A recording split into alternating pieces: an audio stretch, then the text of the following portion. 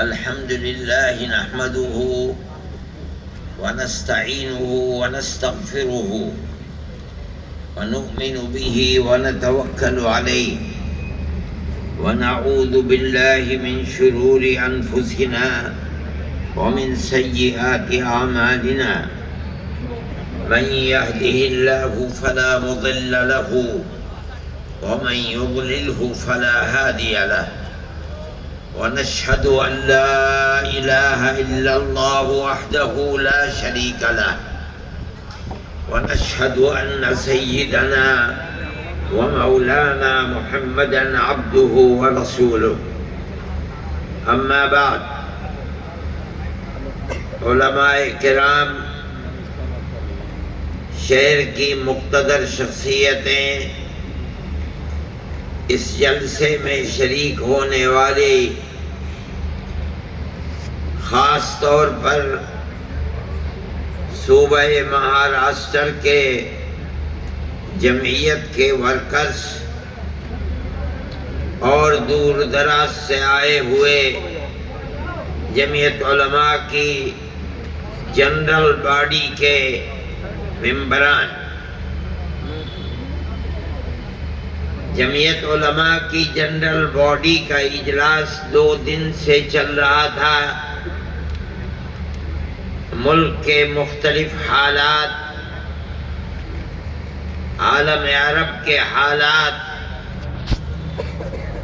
Ukraine کے جنگ کے اندر پیدا ہونے والی صورت، ان تمام چیزوں کے اوپر سیر حاصل بحث کی گئی، تجاویز کو پاس کیا گیا۔ جمعیت علماء ہند کوئی سیاسی پارٹی نہیں ہے۔ ملک کے اندر کرسی اقتدار پر کون آ کر بیٹھا اور کس کو اقتدار کی کرسی سے اٹھا کر باہر کر دیا گیا، جمعیت علماء ہند کو اس سے کوئی تعلق نہیں ہوتا۔ نہ ہم خود الیکشن لڑتے ہیں اور نہ الیکشن لڑنے والوں کے لیے پرچار کرتے ہیں، لیکن ملک ہمارا ہے۔ ہم ہمیشہ سے اس ملک میں رہتے چلے آئے ہیں۔ ہمارے آباء و اجداد ہمیشہ سے اسی ملک میں رہتے ہیں۔ ہمیں اپنے اس ملک سے تعلق ہے، محبت ہے۔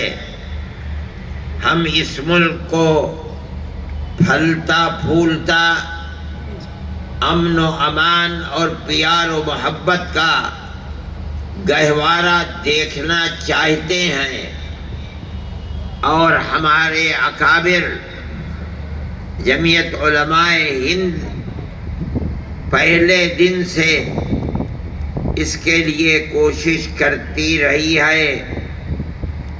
ہم بھی ان کے نقش قدم پر چل کر برابر اس کے لیے کوشش کر رہے ہیں۔ ملک کی آزادی سے پہلے انگریز کی غلامی کی زنجیر کو توڑنے کے لیے علماء تقریباً 150 سال تک کوشش کرتے رہے، مرتے رہے، پھانسی کے پھندے اپنے گلوں کے اندر ڈلواتے رہے، لیکن 150 سال تک ان کی ہمت اور جرأت برابر اپنی جگہ کے اوپر قائم رہی۔ ایک کے بعد دوسرا، دوسرے کے بعد تیسرا، تیسرے کے بعد چوتھا، برابر معرکہ قائم کرتے رہے، میدان میں لڑتے رہے، مرتے رہے، مارتے رہے۔ برادران وطن کو ساتھ لیا. جب بالکل ابتدا میں 1803 سے علماء نے مدرسوں کو چھوڑ کر میدان میں آ کر انگریز کے حکومت ایسٹ انڈیا کمپنی کی مخالفت کی تھی، وہ دور بہت سخت دور تھا.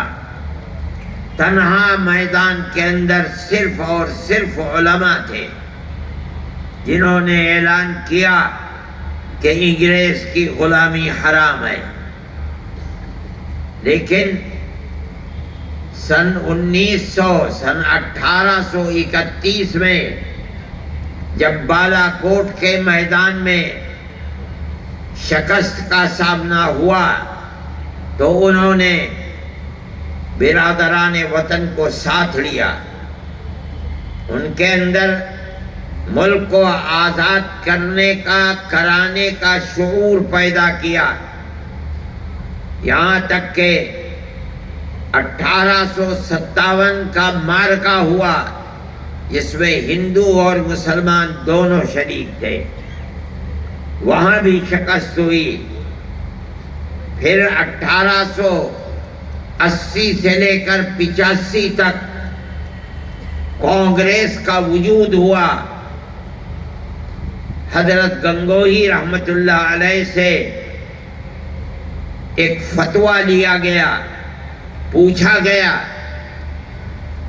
کہ غیر مسلموں کی ایک جماعت قائم ہوئی ہے کانگریس، مسلمان جو تقریباً 80 سال سے ملک کی آزادی کے لیے قربانی دے رہے ہیں، کیا مسلمانوں کو ہندوؤں کے ساتھ اشتراک کر کے ملک کی آزادی کے لیے ان کو ساتھ لیا جائے اور اس میں شرکت کی جائے؟ حضرت گنگوہی رحمت اللہ علیہ کا فتویٰ آج بھی موجود ہے. انہوں نے فرمایا کہ اگر دین اور شریعت کی کوئی مخالفت نہیں ہوتی تو مسلمان کا ہندوؤں کے ساتھ اشتراک عمل جائز ہے. چنانچہ کانگریس میں داخل ہوئے. کانگریس کا بنیادی مقصد اس وقت صرف یہ تھا کہ 1831 اور 1857 میں جو 2 جنگیں ہو گئی ہیں انگریزی حکومت کے ساتھ، اور جو انگریزی حکومت ملکہ برطانیہ سے لے کر یہاں تک جو ہندوستانیوں کے خلاف ایک ذہن بن گیا ہے، اس ذہن کو بدلا جائے. ملک کی آزادی ان کے سامنے نہیں تھی. آپ اگر تاریخ کو پڑھیں گے سن 85 اور 83 کے اندر جو بات کانگریس کے جلسوں میں کہی گئی ہے وہ ملک کی آزادی کی نہیں ہے، بلکہ وہ صرف اتنی بات ہے کہ ہمارے اور ملکہ برطانیہ کی حکومت کے درمیان میں جو غلط فہمیاں پیدا ہو گئی ہیں ہم ان کو دور کرنا چاہتے ہیں. لیکن کانگریس کو اس نقطۂ نظر پر لا کر جمع کرنا کہ نہیں ملک کی آزادی کے لیے کام کرنا چاہیے، یہ صرف ان مسلمانوں کا کام ہے جو حضرت گنگوہی رحمت اللہ علیہ کے فتوے کی بنیاد پر کانگریس میں گھسے اور کانگریس کے نقطۂ نظر کو تبدیل کر دیا.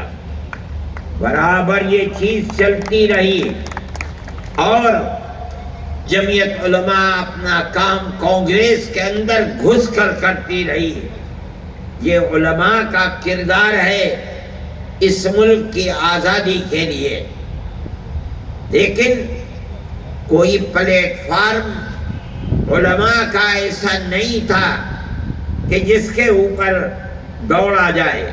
یہاں تک کہ حضرت شیخ الہند رحمت اللہ علیہ جو آزادی وطن کے لیے انگریز کی مخالفت کی آگ ان کے سینے کے اندر تھی، انہوں نے پروگرام بنایا کہ ہم شمالی ہندوستان سے آزاد قبائل سے اپنی جماعت کو متحد کر کے وہاں سے انگریز کے خلاف جنگ کریں گے، اور وہاں قریب افغانستان تھا جو آزاد ملک تھا، ہم اس کی مدد لیں گے، اور ترکی کی خلافت اسلامیہ تھی اس سے ہم مدد لیں گے۔ ایک مدرسے کا آدمی ایسا پروگرام بنا کر ملک کی آزادی کے لیے کام کرے، یہ بڑی عجیب و غریب چیز تھی۔ کوئی پلیٹ فارم نہیں تھا، تنہا ایک آدمی اپنے ہزاروں شاگردوں کے ساتھ ملک کے باہر رہ کر کے اپنے ملک کی آزادی کے لیے کام کرے، یہ بڑی عجیب و غریب چیز تھی۔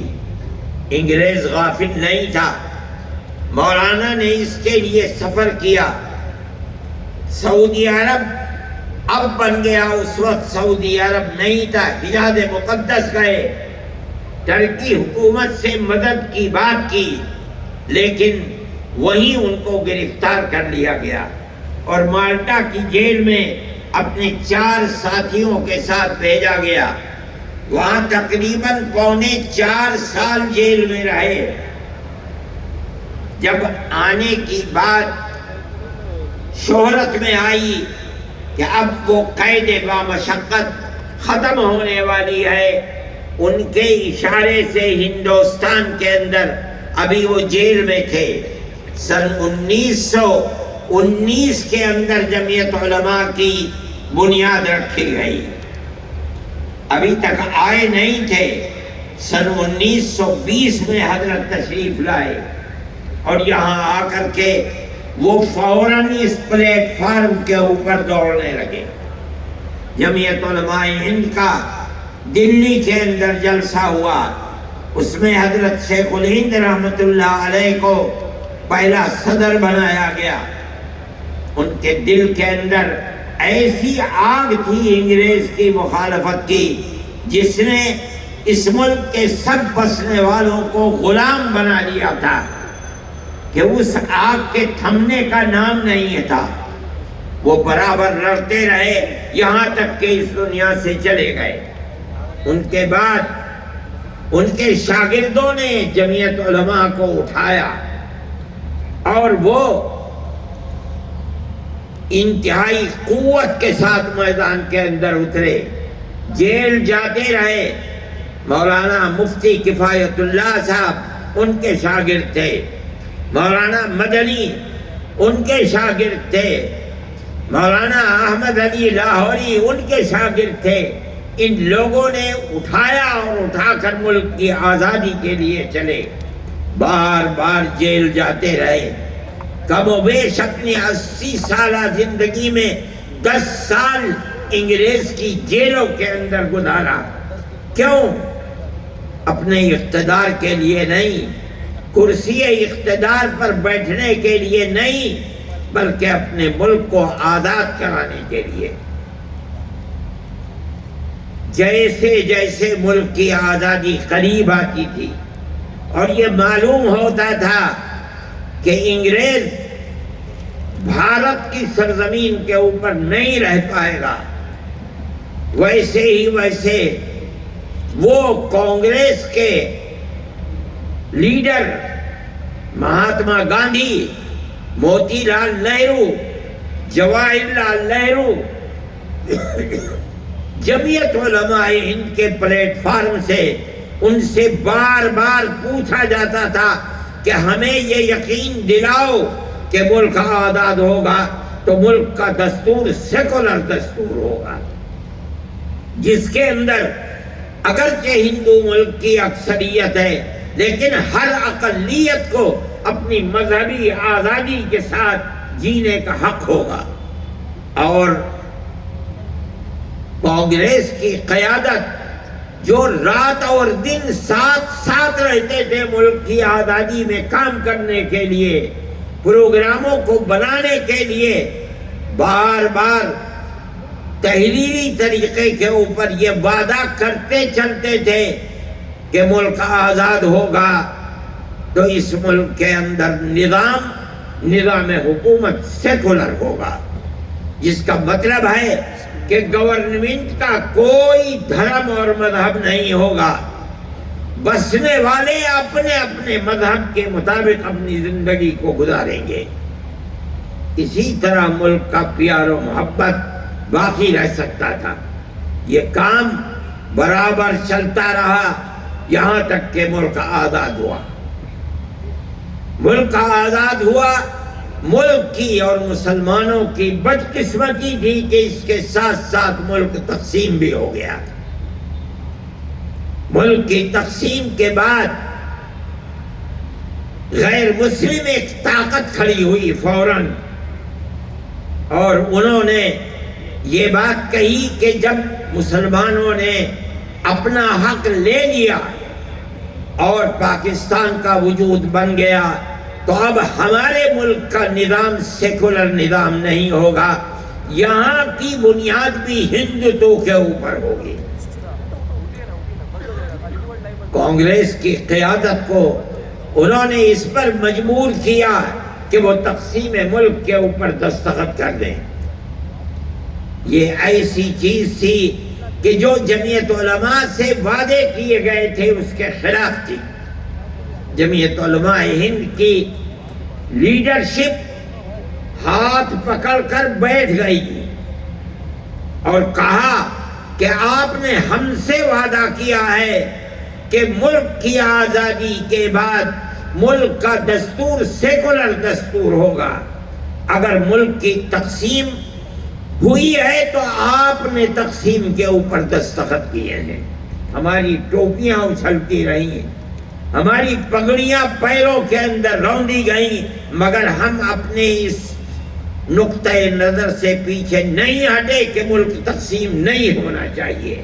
آپ نے ہم سے جو وعدے کیے ہیں ان وعدوں کو پورا کیجئے، ملک کی تقسیم میں آپ کا ہاتھ ہے، ہمارا ہاتھ ملک کی تقسیم میں نہیں ہے۔ یہ اتنی بڑی چیز تھی، شریف لوگ تھے، ان کو مجبور کر دیا کہ ملک کی تقسیم اگرچہ ہو گئی ہے لیکن ہندوستان کا دستور سیکولر دستور بنے گا۔ مسلمانوں کا قتل عام ہو رہا تھا۔ سب سے پہلی چیز جس نے ملک کو نقصان پہنچایا ہے اور فرقہ پرستی کی لعنت بڑھی ہے وہ گاندھی جی کا قتل تھا۔ گاندھی جی جو کچھ کر رہے تھے، جو سبھائیں روزانہ بناتے تھے، وہ مسلمانوں کے قتل کو روکنے کے لیے، لیکن ملک کی نہیں بلکہ کانگریس کی وہ طاقت جس کے رگ و ریشے کے اندر فرقہ پرستی تھی، وہ طاقت نہیں چاہتی تھی، یہاں تک کہ اسی قاتل نے مولانا آزاد کے کہنے کے مطابق گاندھی جی کا قتل کرایا۔ گاندھی جی کا قتل در حقیقت سیکولرزم کا قتل تھا۔ اس کے بعد سے ملک کے حالات بدلنے شروع ہوئے، فرقہ پرستی بڑھنے لگی اور ایسی بڑھنے لگی کہ آپ اور میں جانتے ہیں کہ سن 47 کے کچھ ہی دنوں کے بعد فسادات کا سلسلہ شروع ہوا۔ کوئی ہندوستان کا قابل بیان ایسا شہر نہیں ہے جہاں فرقہ پرستوں کے ہاتھوں مسلمان کا خون نہ بہا ہو، ان کی دولت نہ لوٹی ہو، آگ نہ لگائی گئی ہو۔ یہ سب کیا ہو رہا تھا؟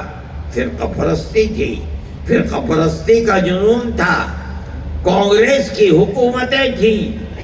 ہم کہا کرتے تھے، جمعیت علماء کہتی تھی کہ اس فرقہ پرستی کی آگ کو بجھاؤ، اگر نہیں بجھاؤ گے تو کسی دن یہ تم کو بھی جلا ڈالے گی۔ ہماری اس بات کو قبول نہیں کیا جاتا تھا۔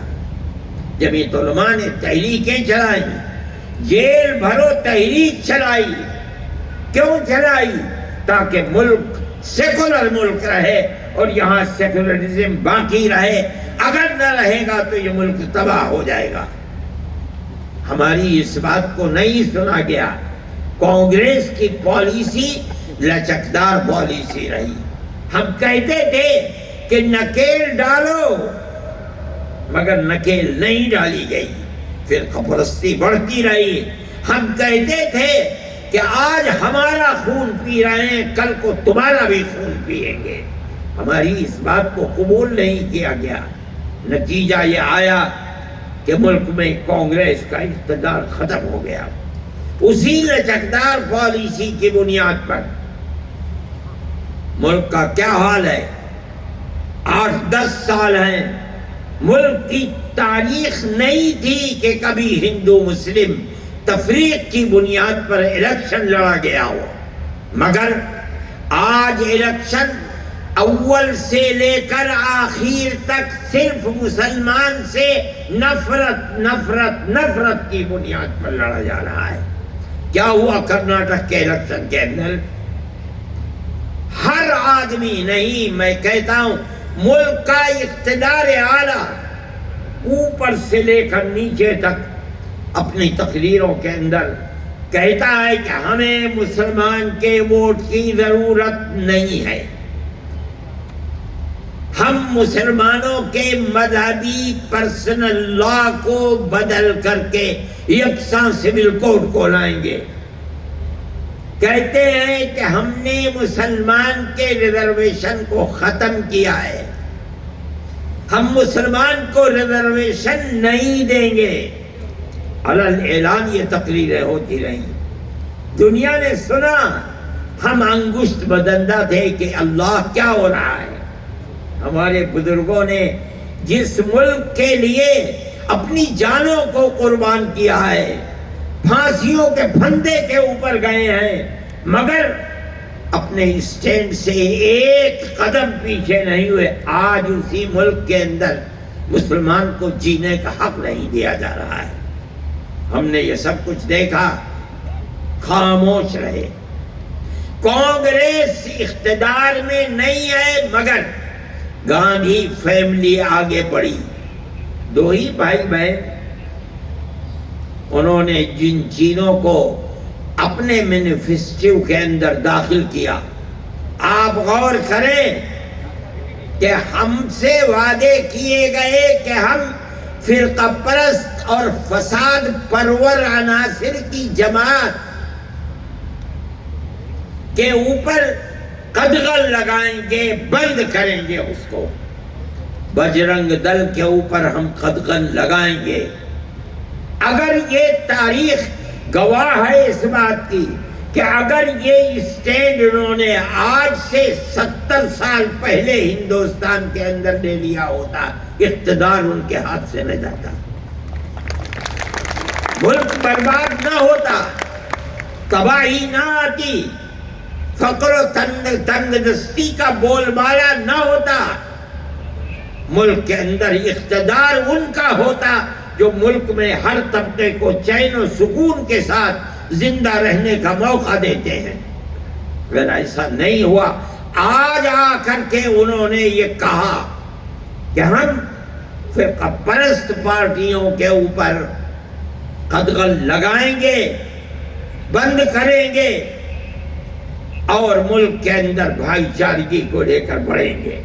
ایک شور مچ رہا تھا کہ کانگریس نے الیکشن کے اندر اپنے مینیفیسٹو کو اندر اس کو داخل کیا کہ ہم بجرنگ دل پر پابندی لگائیں گے۔ غلطی کی، میں سمجھتا تھا کہ غلطی نہیں ہے، بلکہ اپنی غلطی کا تدارک ہے۔ جو 70 سال پہلے سے غلطی تھی، آج اس غلطی کا تدارک کیا جا رہا ہے۔ میں سمجھتا ہوں کہ وہ موقف ٹھیک تھا، اور میں سمجھتا نہیں ہوں بلکہ ہندو اور مسلمانوں نے مل کر اس موقف کی تائید کی ہے۔ ہمیں اس کا افسوس ہے کہ جمعیت علماء ہر قدم کے اوپر کانگریس سے کہتی تھی کہ بابا پیچھے ہٹو، فرقہ پرستی کو لگام لگاؤ۔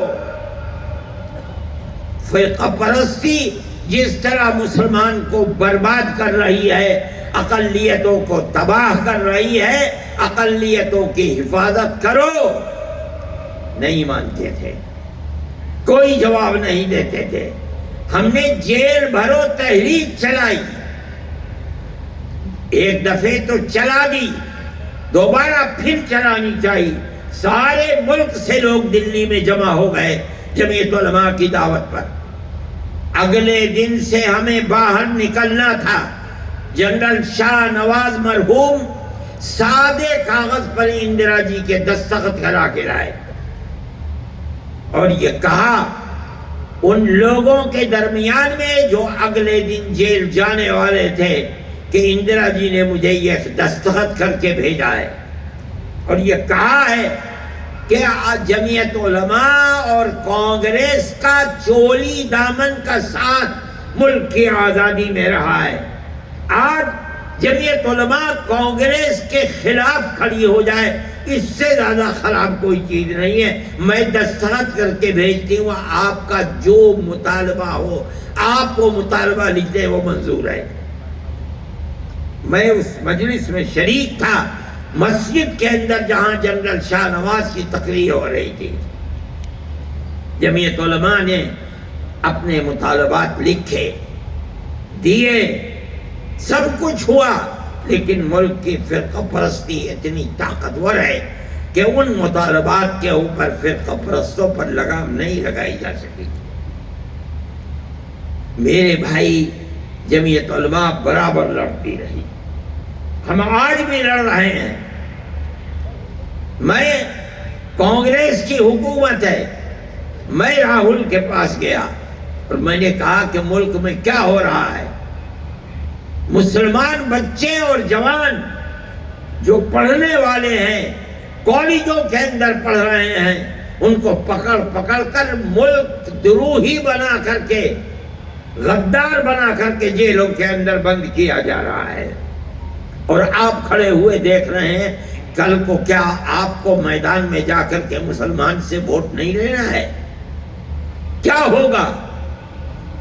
10 سال 15 سال ہو گئے ہیں، جمعیت علماء فکر کرتی ہے، کانگریس کو کوئی فکر نہیں ہے۔ کیوں ایسا ہو رہا ہے؟ کہنے لگے تو کیا ہو؟ میں نے کہا میری 2 تجویزیں ہیں۔ ایک کمیٹی بنائیے جس کے اندر دلی کے اندر مسلمان بھی ہو، ہندو بھی ہو، سکھ بھی ہو، مختلف اقلیتوں کے لوگ ہوں، جن کو آپ ایماندار سمجھتے ہیں، اور ان کو بیٹھا دیجئے۔ پولیس یا حکومت کی ایجنسیاں جن لوگوں کو پکڑتی ہیں کہ یہ دیش دروہی ہیں اور جو ان کا فائل تیار کرتی ہیں، قبل اس کے کہ اس فائل کی بنیاد پر آپ لوگوں کو گرفتار کریں، پہلے اس کمیٹی کو دے دیں۔ یہ کمیٹی اس کے اوپر غور کرے کہ یہ فائل اس لائق ہے کہ اس کو پکڑا جائے یا نہیں ہے۔ اگر یہ ثابت ہے کہ وہ دیش دروہی ہے، آپ چوراہے پر کھڑے کر کے گولی مار دیں، ہم نہیں آپ سے کہیں گے آپ نے کیوں مارا۔ لیکن اگر یہ کمیٹی کہتی ہے کہ ثبوت اس لائق نہیں ہے، تو آپ اس کو جیل میں بند کر کے اس کی زندگی، اس کی ماں کی زندگی، اس کے باپ کی زندگی، اس کے بچوں کی زندگی، اس کی بیوی کی زندگی کو خراب کریں، یہ چیز کبھی قبول کرنے والی نہیں ہے۔ دوسری چیز، میں نے کہا دوسری چیز میں پیش کرتا ہوں، لوگ، پولیس، گورنمنٹ کی ایجنسیاں پکڑ کر جیل میں بند کر دیتی ہیں۔ گواہ، کسی کے گواہ 10 ہیں، کسی کے گواہ پولیس لے کر کے 50 آتی ہے، 100 آتی ہے، 150، 200، 250، 300 گواہ۔ یہ 300 گواہ پیش ہوتے ہوتے ہوتے ہوتے 10-15 سال ہو جاتے ہیں، گواہ نہیں آتے۔ ملزم لکھنؤ میں ہے، کیس رامپور میں چل رہا ہے، جس تاریخ کے اندر عدالت میں حاضری ہے، وہاں سے ہتھ کڑی ڈال کر کے اس کو لاتے ہیں، دن بھر بیٹھا رہتا ہے رامپور میں، شام کو لے کر کے لکھنؤ جاتے ہیں، کیوں؟ صاحب گواہ نہیں آیا۔ میں نے کہا کہ گواہوں کو پولیس نے پیش کیا ہے، اس نے فہرست بنائی ہے، آپ پولیس کو ذمہ دار بنائیں، 6 مہینے، سال بھر، 1.5 سال، 2 سال وہ گواہوں کو لے کر کے آئے، یہ پولیس کی ذمہ داری ہے۔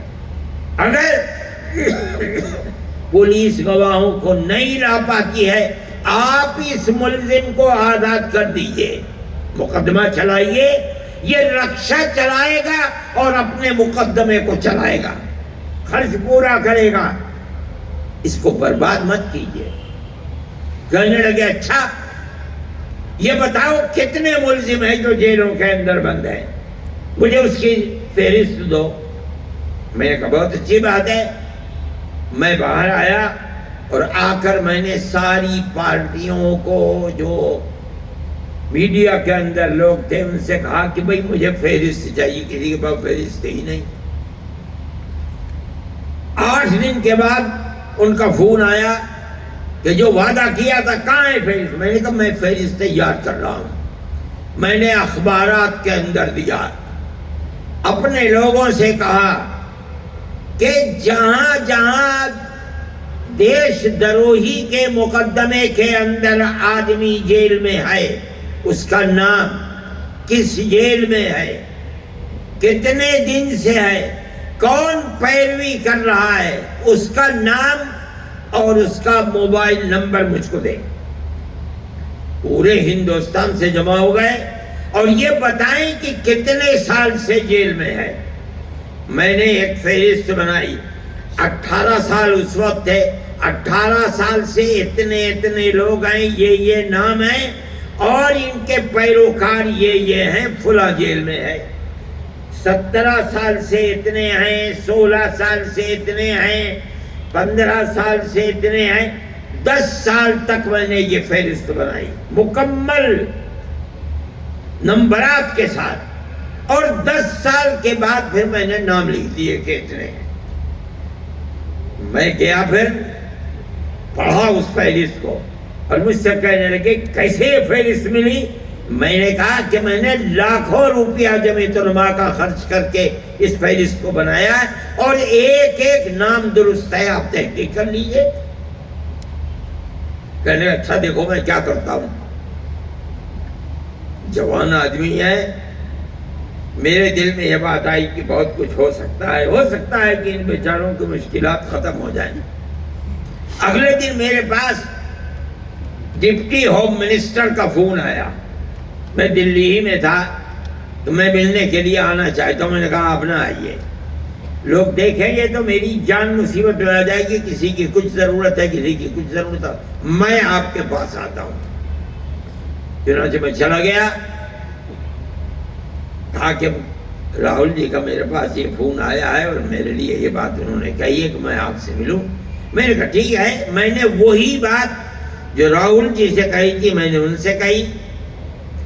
انہوں نے آئی بی اور دوسری ایجنسیوں کے جو چیئرمین تھے ان کو بلا لیا۔ انہوں نے کہا کیا پروگرام ہے؟ میں نے کہا میں یہ کہتا ہوں آپ سے، کسی نے میرے پروگرام کی مخالفت نہیں، کر نہیں سکتے تھے، بڑی معقول بات ہے۔ کہنے لگے بہت اچھا، آپ ہمیں موقع دیں۔ میں نے کہا بہت اچھی بات ہے۔ اس کے بعد میری ان کی 2 مرتبہ ملاقات ان کے آفس میں ہوئی، الگ بیٹھ کر کے بات چیت ہوئی۔ میں کہتا ہوں کہ فرقہ پرستی کی وہ طاقت جنہوں نے گاندھی جی کا قتل کیا تھا، یہ کیسے ہو سکتا تھا کہ آج وہ طاقت جو بہت طاقتور ہے وہ کیسے چھوڑ دیتی؟ 2 مہینے نہیں گزرے کہ ان کو ختم کر دیا گیا، جتیندر کو، اور آج وہ ہوم منسٹر نہ ڈپٹی ہوم منسٹر کچھ بھی نہیں رہے، وہ سارا مسئلہ فائل بند ہو گئی۔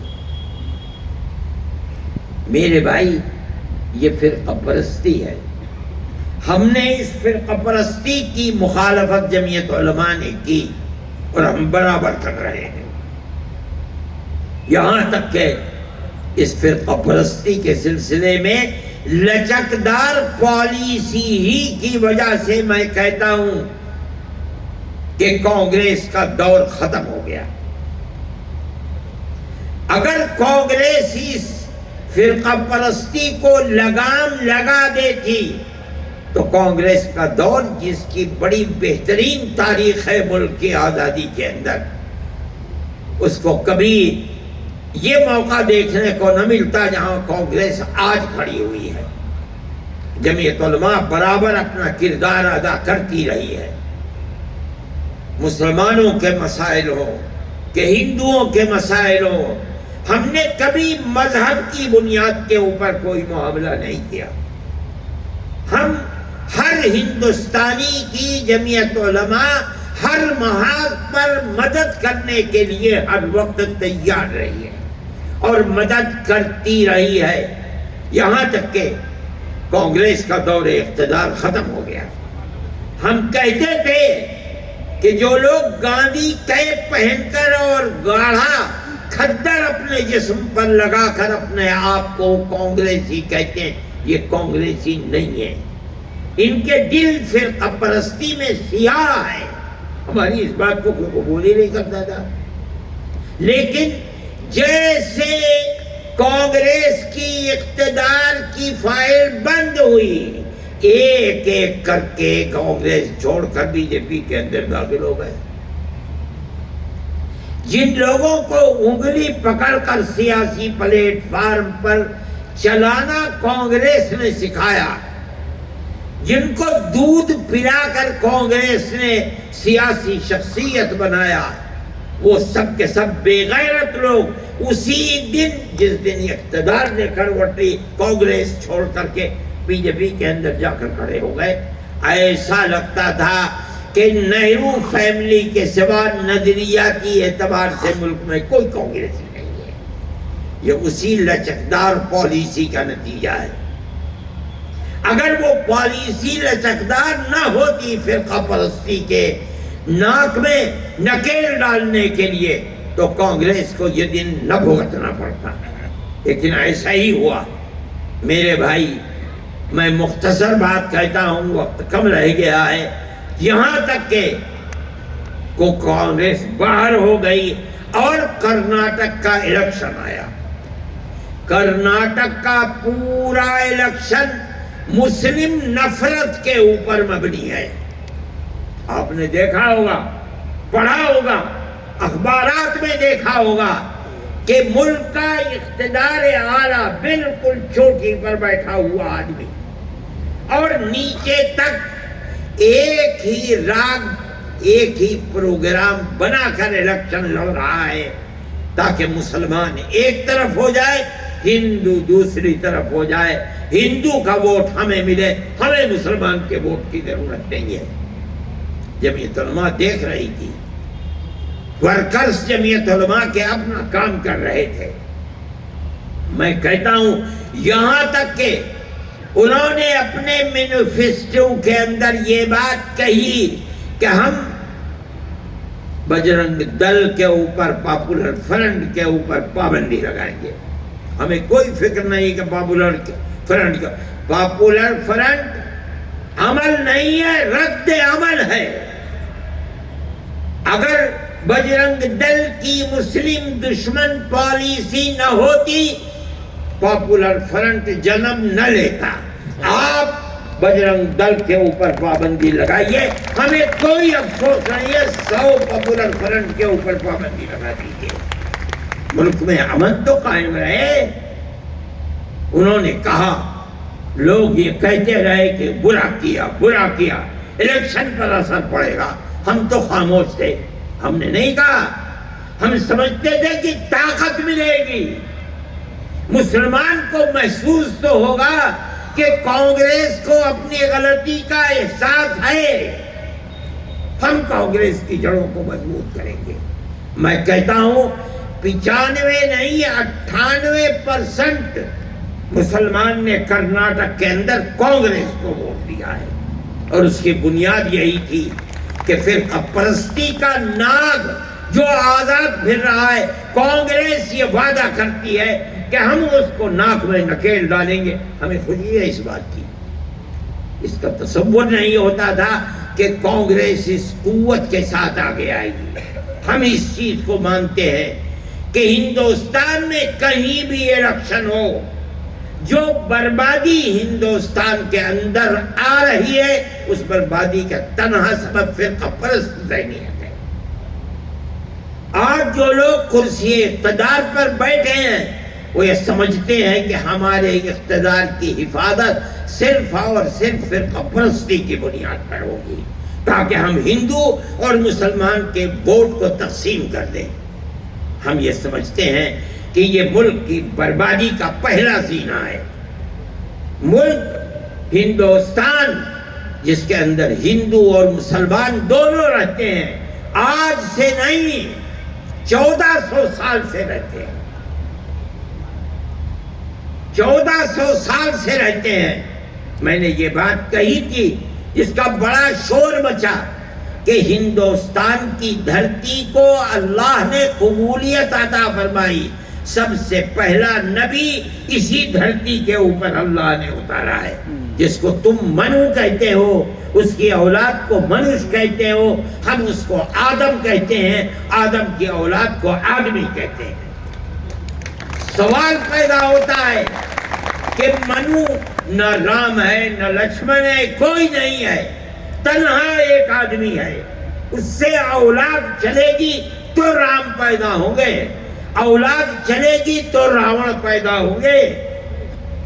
ابھی اولاد ہی نہیں چلی ہے، سوال ہے کہ وہ ایک آدمی کس کی عبادت کرتا تھا، کوئی نہیں بتا سکتا۔ ہمارے پاس اللہ کی کتاب قرآن ہے، وہ ایک اللہ یعنی ایک اوم کی عبادت کرتا تھا۔ میرے پاس پنڈت جی آئے، ابھی 5-7 دن ہوتے ہیں، 10 دن کے دہرادون کے، اور آ کے کہنے لگے کیسے کہتے ہو کہ اوم اللہ ہے؟ میں نے کہا آپ پنڈت جی ہیں، دھرم کی کتابیں آپ نے پڑھی ہیں، تو خاموش ہو گئے۔ میں اندر گیا اور میں نے یجروید لا کر کے ان کو دکھلائی، اس کا جو سب سے آخری منتر ہے میں نے وہ پڑھ کر ان کو سنایا، بالکل خاموش بیٹھ گئے۔ اوم کے معنی اللہ کے ہیں، پوری کتاب میں کہیں یہ نظر نہیں آتا بت پرستی، ہر حکم وہی ہے ایک خدا کا جو قرآن کہتا ہے۔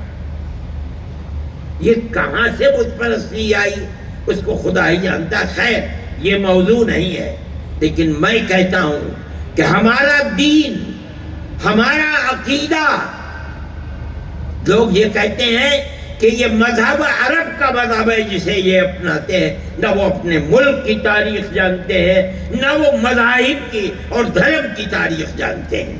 نہیں، ہمارا عقیدہ اس ہندوستان کا عقیدہ ہے، بھارت کی دھرتی کا عقیدہ ہے، سب سے پہلا نبی یہی اترا ہے۔ آپ اسے اوم کہتے ہیں، ہم اسے آدم کہتے ہیں، ہے وہی۔ کسی نبی نے کسی بت کی پرستش نہیں کی، جس اللہ کے وہ اپاسک تھے ہم آج اسی اللہ کے اپاسک ہیں۔ یہ ہمارا عقیدہ ہے، اس عقیدے میں کوئی فرق نہیں ہے، ہر نبی نے یہی عقیدہ دیا ہے، یہاں تک کہ آخری نبی ہم بھی انہی کی طرح بت پرستی میں لگے ہوئے تھے۔ کوئی رام کو پوجتا تھا، کوئی راون کو پوجتا تھا، لیکن یہاں تک کہ ہمارے آقا حضرت محمد صلی اللہ علیہ وسلم آئے، انہوں نے سبق دیا اللہ ایک ہے، ہمارے دل کے اندر ان کی بات اتر گئی اور ہم ایک اللہ کو ماننے لگے۔ لیکن یہ ایک اللہ کی بنیاد سب سے پہلے اس کا پتھر اس دھرتی میں بھارت کے رکھا گیا۔ جتنے انبیاء آئے ہیں، شیس، ادریس، نوح، ہود، صالح، شعیب، سب کے سب اسی ایک اللہ کے ماننے والوں کی کڑی ہے۔ یہاں تک کہ حضرت محمد صلی اللہ علیہ وسلم آئے، ہم اللہ کے فضل و کرم سے ان کی امت میں ہیں۔ ہم اللہ کو ایک مانتے ہیں، مگر سب سے پہلے اس کا پتھر اسی ہندوستان میں رکھا گیا ہے، یہ ہمارا مذہب ہے، ہم اسی مذہب کے اوپر چلتے ہیں۔ اسی آدم اور منو کی ساری دنیا اولاد ہے۔ جمعیت علماء ہند ہمارے اکابر بڑے عالم تھے، مذہبی کتابوں کے پڑھے ہوئے تھے، ان کی زندگی کے اندر اترا ہوا تھا، اس لیے انہوں نے جو سبق ہندوستان کے اندر دیا ہے وہ وحدت کا سبق ہے۔ ساری دنیا کے لوگ ایک ہی ماں باپ کی اولاد ہیں، سب کے ساتھ اخوت و ہمدردی، پیار و محبت کے ساتھ رہنا ہوگا۔ جمعیت علماء اس کے اوپر چلتی ہے، ہم ہر ایک کے ساتھ پیار و محبت کا معاملہ کرتے ہیں۔ میرے بھائی، جمعیت علماء کے ہر پروگرام کے اندر پیار و محبت ہے۔ ہم نے اس وقت ایک تحریک چلائی کہ ہم پڑھنے والے بچوں کی مدد کریں گے۔ پہلے 1 کروڑ روپیہ ہم خرچ کرتے تھے، اس مرتبہ ہم نے 2 کروڑ روپیہ خرچ کیا ہے، اور ہم نے درخواستیں منگوائیں۔ ہم نے یہ کہا شرط ہے کہ 70% نمبر ہونے چاہیے، چاہے ہندو ہو چاہے مسلمان۔ ہمارے پاس درخواستیں آ گئی، ہندو بچوں کی بھی آئی، مسلمان بچوں کی بھی آئی۔ جو ہماری شرط پر اترا، ہم نے مذہب کی بنیاد کے اوپر کوئی تفریق نہیں کی۔ یہ جمعیت علماء کا کردار ہے۔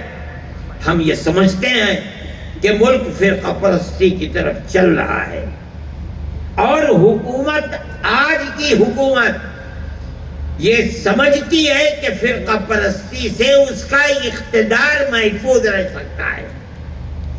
میں یہ کہتا ہوں کہ فرقہ پرستی پر اقتدار محفوظ نہیں رہ سکتا۔ ٹھیک ہے، تم نشے کی گولی کھلا سکتے ہو، چند دن کھلا سکتے ہو، چند سال کھلا سکتے ہو، ہمیشہ نہیں کھلا سکتے۔ کرناٹک نے ثابت کر دیا کہ تم نے جس نظریے کو پیش کیا ہے اسے اپنی ٹھوکر سے اڑا دیا۔ میں سمجھتا ہوں کہ اوپر والے نے اگر چاہا تو پورے ہندوستان کے دوسرے صوبوں کے اندر اور مرکزی الیکشن کے اندر بھی یہ نظریہ رنگ لا کر کرے اللہ، اور فرقہ پرستی کے ناک میں نکیل پڑے گی، لیکن اسی وقت پڑے گی جبکہ کانگریس اپنے اس نظریے کے اوپر رہے گی جو ملک کی آزادی سے پہلے کا نظریہ تھا۔ لچکدار پالیسی نہیں، بلکہ وہ پالیسی لاؤ جس کو اس الیکشن کے اندر اپنایا ہے۔ کہتے ہو کہ بجرنگ دل اور پاپولر فرنٹ کے اوپر پابندی لگاؤ، اپنے مینیفیسٹو کو زندہ کر کے دکھلاؤ۔ زندہ کرو گے تو کل جو وعدہ کرو گے قوم اس وعدے کو قبول کرے گی، نہیں کرو گے قبول نہیں کرے گی۔ میرے بھائی، یہ ایک نظریہ ہے جمعیت علماء کا، اور جمعیت علماء اس نظریے پر قائم ہے۔ ہم یہ کہتے ہیں کہ جمعیت علماء کے ہر ممبر کو پیار و محبت کے ساتھ اپنی زندگی کو گزارنا چاہیے۔ آپ اپنے دائیں بائیں کو دیکھیں، کون ہے، کیا کر رہا ہے، یہ نہ دیکھیں کہ کون ہندو ہے کون مسلمان ہے۔ جمعیت علماء یہ نہیں کرتی۔ بنگال میں سیلاب آیا، سمندر گھس گیا، ہزاروں مکانات ختم ہو گئے، جو کھیت تھے سمندر کے پانی نے سب کو جلا ڈالا۔ ہم نے کام کیا، ہمارے ایک ایک کیمپ کے اندر 2700 صبح کو کھانا کھاتے تھے، 2700 شام کو کھانا کھاتے تھے۔ لیکن ہم نے کبھی کسی آدمی کی یہ نہیں کہا کہ مسلمان کھائے گا ہندو نہیں کھائے گا، کتنے کھا رہے ہیں یہ بھی نہیں دیکھا۔ ہم نے سب کو کھانا کھلایا۔ پانی ختم ہو گیا، ہم نے نل لگوائے، ایک ایک نل پر، حالانکہ بنگال میں پانی بہت قریب ہے زمین میں، لیکن سب پانی کھارا ہو گیا تھا۔ کئی 100 فٹ نیچے لے جا کر کے پانی میٹھا ملتا تھا، ایک ایک نل پر اس وقت 90,000 روپیہ خرچ ہوتا تھا. ہم نے کہا کوئی بات نہیں ہے، ہمارا کیا، قوم ہمیں دیتی ہے، ایک ہاتھ سے لیتے ہیں دوسرے ہاتھ سے خرچ کر دیتے ہیں. ہم نے نل لگوائے، ایسی جگہوں پر لگوائے کہ ہندو اور مسلمان دونوں اس سے فائدہ اٹھائے. یہ جمعیت علماء کی پالیسی ہے. میں کہتا ہوں کہ جمعیت علماء کے ہر ورکر کو اسی پالیسی کے اوپر عمل کرنا چاہیے، چلنا چاہیے. پیار و محبت کی زندگی کو بڑھائیے، تبھی آپ زندہ رہ سکتے ہیں. اس ملک کے اندر آپ کی اولاد زندہ رہ سکتی ہے. اگر آپ بھی اسی طرح سے نفرت کو چلائیں گے جس نفرت کا مظاہرہ کرناٹک میں ناکام کیا گیا ہے تو ملک برباد ہو جائے گا، ملک کے اندر زندگی نہیں رہے گی.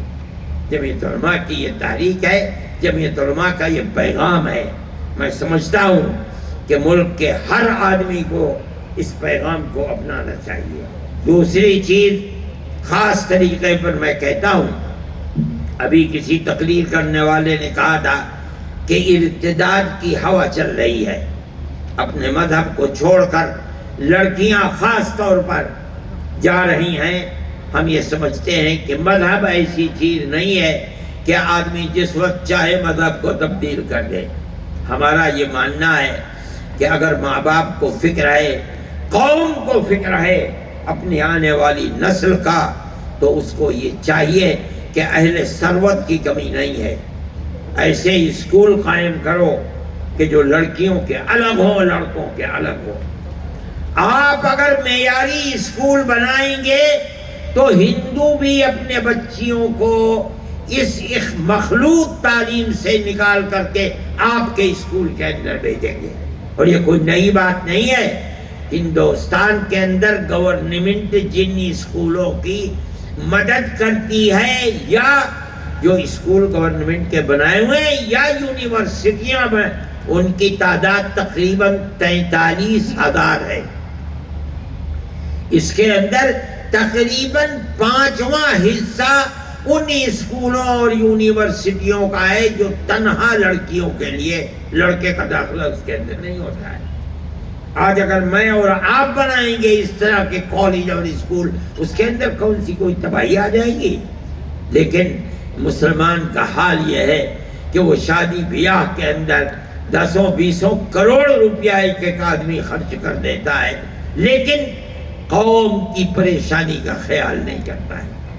آپ حضرات اس کو اپنی پالیسی بنائیں، لڑکوں کے الگ، لڑکیوں کے الگ اسکول بنائیں. ان اسکولوں کے اندر آپ تعلیم دیں، بچے کو یہ بتائیں کہ وہ کس دھرم سے تعلق رکھتا ہے. اگر ہندو ہے اس کو وہ بتائیے، اگر مسلمان ہے اس کو وہ بتائیے، اور اس کے بعد اس کو تعلیم دیجیے، مخلوط تعلیم نہیں، تاکہ آپ کی آنے والی نسل محفوظ رہ سکے. جمعیت علماء کی اس وقت اس اجلاس میں یہ 2 پروگرام ہیں جن کو آپ کے سامنے پیش کیا جاتا ہے. ایک تو آپ نفرت کی سیاست کا مقابلہ اپنے عمل سے کریں، ہندو مسلمان کو دیکھ کر نہیں، انسانیت کی بنیاد پر. آپ کھیت میں ہوں تب، دکان میں ہوں تب، بازار میں ہوں تب، اپنے محلے میں ہوں تو جہاں رہیں ان کی غمی کے اندر شریک ہوں، ان کی خوشی کے اندر شریک ہوں. اپنی خوشی کے اندر اپنے اڑوس پڑوس، گاؤں اور قصبے کے ان ہندوؤں کو بلائیں جن کے چہرے ظاہر ہیں، اور ان کی غمی کے اندر آپ شریک ہوں. مبارکبادی دیں خوشی میں، غمی میں جا کر تعزیت کریں، اور اپنی خوشی کے اندر ان کو بلائیں. یہ طریقہ آپ کا اس نفرت کی سیاست کا مقابلہ کرے گا جس کو اقتدار کی بنیاد کے اوپر دنیا چلا رہی ہے. ہم سمجھتے ہیں کہ اگر وہ اسی طرح چلتی رہی، خدا نخواستہ اور نہیں چلے گی انشاءاللہ، اگر چلے گی خدا نخواستہ ملک برباد ہو جائے گا، تباہ ہو جائے گا. جمعیت علماء انہی بنیادوں کو آپ کے سامنے پیش کرتی ہے. آپ حضرات آئے، شریک ہوئے. میں اور میرے ساتھی آپ کا شکر ادا کرتے ہیں، شکریہ پیش کرتے ہیں، اور جس پروگرام کو آپ کے سامنے رکھا گیا ہے آپ ہر جگہ اس پروگرام کو چلانے کی کوشش کریں، اور چلانے والے چلا بھی رہے ہیں۔ انشاءاللہ یہ پروگرام خود آپ کی اور آپ کی اولاد کے لیے عزت و آبرو کا سبب بنے گا اور فتنے سے آپ کو دور رکھے گا۔ وآخر دعوانا ان الحمد للہ رب العالمین۔